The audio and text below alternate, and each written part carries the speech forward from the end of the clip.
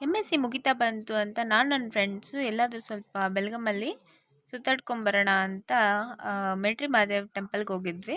So ನೋಡ್ಬೋದು garden area ಎಲ್ಲ ಸಖತ್ತಾಗಿದೆ. ಫ್ಯಾಮ್ಲಿ ಜೊತೆ ಎಲ್ಲ ಚಿಲ್ ಮಾಡೋದಕ್ಕೆ ಪ್ಲೇಸ್ ತುಂಬ ಚೆನ್ನಾಗಿದೆ.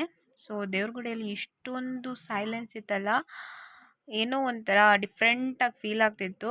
ಆಮೇಲೆ ಅಲ್ಲಿ ಸ್ವಲ್ಪ ಪ್ರಾಣಿಗಳೆಲ್ಲ ಇದ್ವು, ಬಾತುಕೋಳಿ, ಆಮೆ, ಜಿಂಕೆ, ಸಾರಂಗ ಆ ಥರ, ಆಮೇಲೆ ಮೊಲ ಆ ಥರ ಎಲ್ಲ ಪ್ರಾಣಿಗಳಿದ್ವು. ಇದು ನೋಡಿ ಎಷ್ಟು ಕ್ಲೋಸಪ್ಪಲ್ಲಿ ಏನೋ ಪೋಸ್ ಕೊಡ್ತಿದೆ ಅನ್ನೋ ಥರ ಮಾಡ್ತಿತ್ತು. ಆಮೇಲೆ ಎಲ್ಲ ಫ್ರೆಂಡ್ಸ್ ಜೊತೆ ಎಲ್ಲ ಚೆನ್ನಾಗಿ ಫೋಟೋಸ್ ಎಲ್ಲ ತಗೊಂಡು ಅದಾದಮೇಲೆ ಇಲ್ಲಿ ಅಲ್ಲೇ ನಿಯರೆಸ್ಟಲ್ಲಿ ಹನುಮಂತ ದೇವ್ರ ಗುಡಿ ಇತ್ತು.